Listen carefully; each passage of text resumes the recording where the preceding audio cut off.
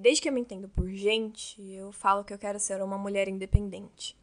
Muito provavelmente inspirada na minha avó, com quem eu morei boa parte da minha vida e que sempre foi uma mulher que trabalhou muito como doméstica na casa das madames. Com esse trabalho, a minha avó ganhava mais do que o meu avô, que era funcionário público, e também, com a ajuda dele, sustentava grande parte da casa e dos 5 filhos. Uma forte memória da minha infância é a dona Eudócia chegando com um presente para mim, que ela comprou sozinha, com o dinheiro dela. Hoje ela não pode mais trabalhar, porque sofreu um acidente a caminho do trabalho.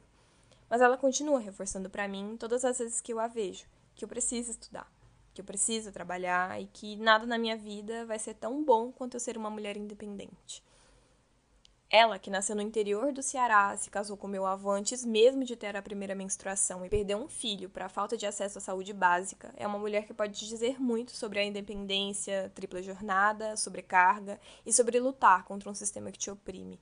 É claro, a minha avó não tem a menor noção dessa discussão que a gente está tendo de forma macro, mas ela sabe o fundamental. Ela sabe principalmente porque ela é uma das mulheres que a gente falou aqui, mesmo não sendo jornalista. Acho que eu já falei isso aqui antes, mas a principal coisa sobre esses episódios, sobre essa discussão e sobre a minha presença nesse debate é porque eu jamais vou ser uma jornalista sem antes ser uma mulher. E é muito pela dona Eudócia que eu tô aqui.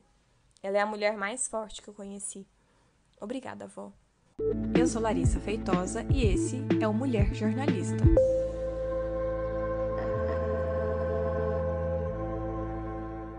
Segundo algumas pesquisadoras de gênero e jornalismo brasileiro, as mulheres sempre estiveram atreladas às mídias independentes e alternativas. Isso porque elas não eram bem-vindas dentro dos veículos tradicionais. Portanto, usavam essa mídia alternativa para divulgarem os próprios trabalhos. Era uma espécie de vocês vão ter que me engolir. Uma das formas das mulheres aparecerem no jornalismo foi usando a literatura. No Brasil mesmo, existem diversos registros de atividades femininas desde o século XIX, mas que só chegou a ter notoriedade no século seguinte. Apesar de ainda estarem muito envolvidos com temas tidos como feminino, como saúde, beleza e cuidados domésticos, nas mídias alternativas haviam mulheres que reivindicavam a educação e outros direitos, como o do voto. Em Goiás, existem relatos de jornalistas que continuam usando essa mídia alternativa e independente como uma força para dar voz a temas silenciados nos veículos maiores e tradicionais. A internet, por exemplo, possibilitou novas formas de se fazer jornalismo e, principalmente, de se debater temas que antes eram um tabu, como o prazer da mulher. Um dos maiores desafios da mídia independente é que, justamente por fazer esse barulho e abordar temas que são estigmatizados, eles recebem pouco ou nenhum financiamento. E por isso, as mídias independentes e alternativas também precisam da nossa atenção, apoio e dinheiro.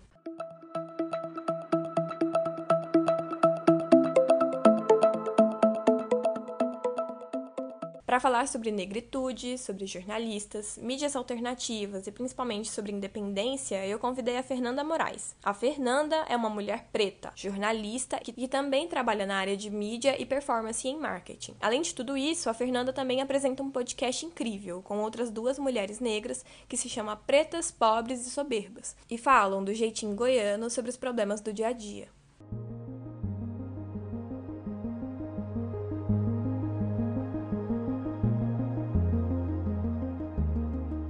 Fernanda, lendo um pouco sobre você, vi que você já atuou muito no marketing, mas também já apresentou programas. Queria saber de que forma o jornalismo entrou na sua vida. Então, o jornalismo entrou na minha vida pelo rádio. Eu escutava muito rádio, eu escutava, na verdade, muito interativa. Então, ali no meu ensino médio, ali por volta de 2009, 2008, 2009, que foi a época que eu fiz ensino médio, e eu achava o máximo, sabe? Aqueles locutores falando de forma inteligente das coisas, sabiam de tudo que estava rolando, conseguia dar palpites de tudo, ou opiniões formadas, né? Opiniões interessantes. Então, eu falei assim, eu vou atrás pra saber o que essa galera é. E eu fiquei muito curiosa mesmo. Depois que eu fui atrás, eu fiquei sabendo que a maioria era jornalista. Então, ali no meu segundo ano do ensino médio, ali por volta de 2009, eu decidi fazer jornalismo. Fernanda, você sente que com mais mulheres na profissão de jornalista, mais mudanças positivas podemos conquistar para o sexo feminino? Com certeza. Eu acho que com mais mulheres na profissão, em geral de comunicação, a gente pode ter mudanças muito positivas. É um mercado, na verdade, a gente enfrenta isso em quase todo o mercado, né? Mas ele é muito machista, né? É um mercado muito patriarcal. Então, quanto mais mulheres na profissão, mais fácil da gente conseguir lugares de posições dentro de empresas ou dentro da nossa própria empresa, por exemplo, com mais mulheres. Eu acho que juntas somos mais fortes. Hoje você apresenta um podcast, certo? Quais os maiores desafios de trabalhar em uma mídia alternativa e quais os maiores benefícios disso? Nós somos 3 mulheres pretas, né?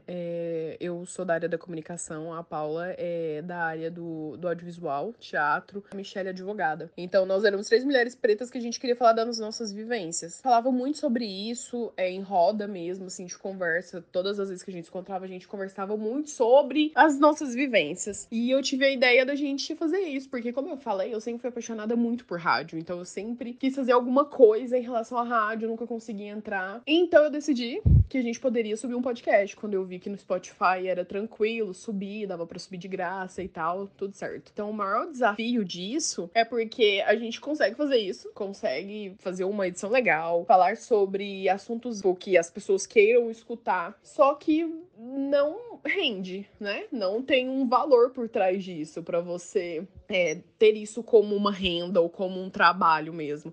É por amor, literalmente. Então, esse é o maior desafio. É você fazer um produto legal, que as pessoas gostem, que as pessoas acompanhem e não ter um retorno.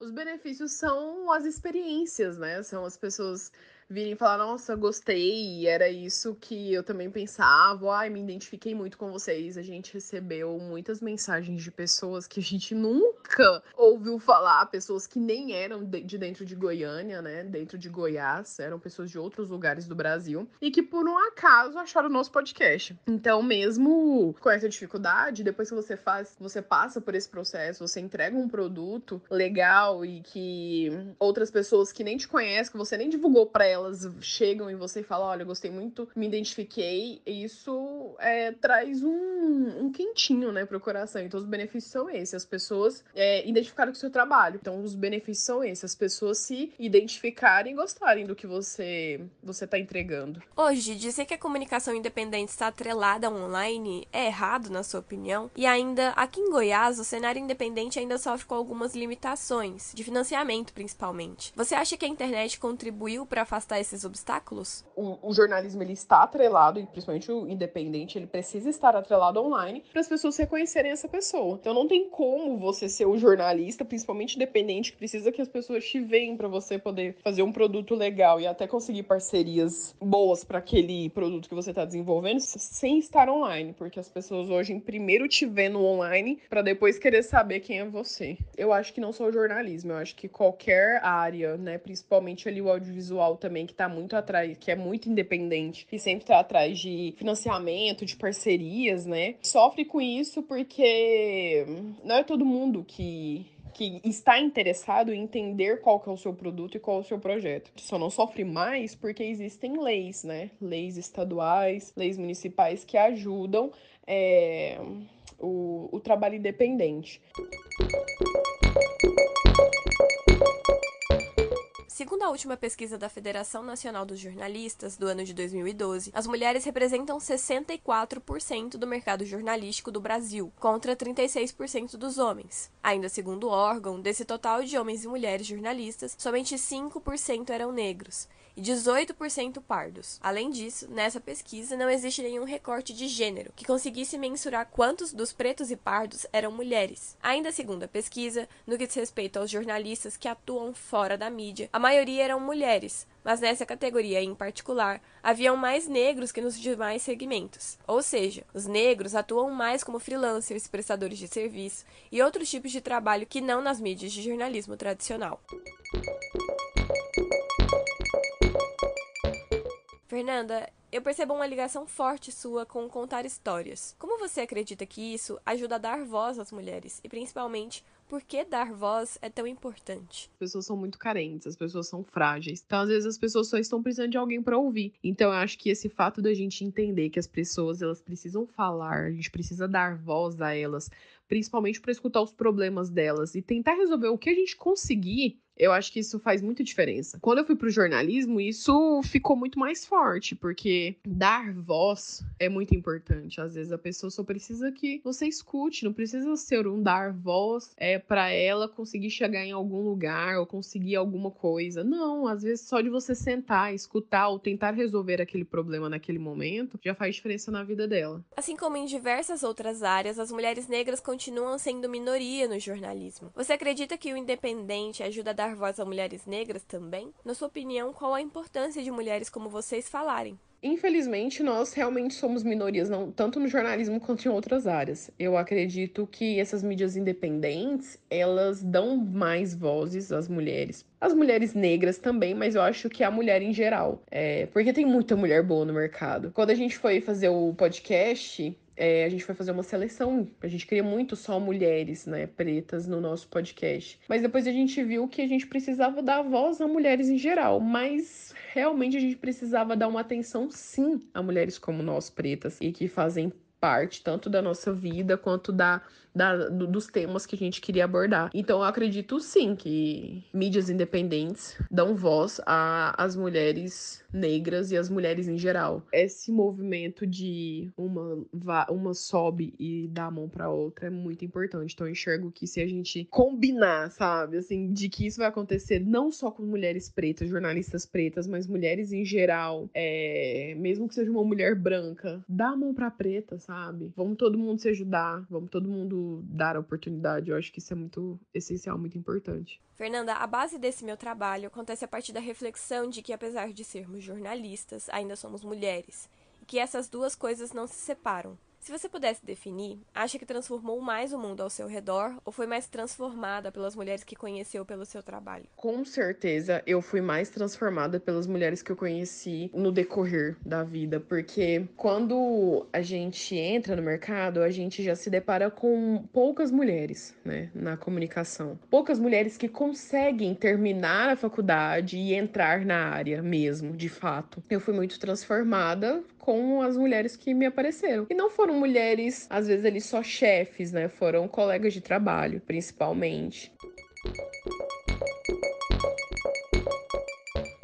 Como você enxerga o futuro para as jornalistas negras do Brasil? Então, o futuro é um pouco complicado, principalmente pelo tempo que a gente tá vivendo, né? Pelo governo aí que está no poder, por exemplo. A gente já vê coisas que a gente achava que a gente já tinha passado por isso, por exemplo. A gente vê que esse governo deu voz a pessoas muito próximas que a gente não achava que pensava como, né? Pensava igual. Então, eu acho que mesmo que o futuro seja mais difícil, tanto para jornalistas negras, mas para as mulheres negras em geral, eu enxergo que a gente precisa ter positividade, sabe? Assim, vai dar certo, fazer o nosso rolê.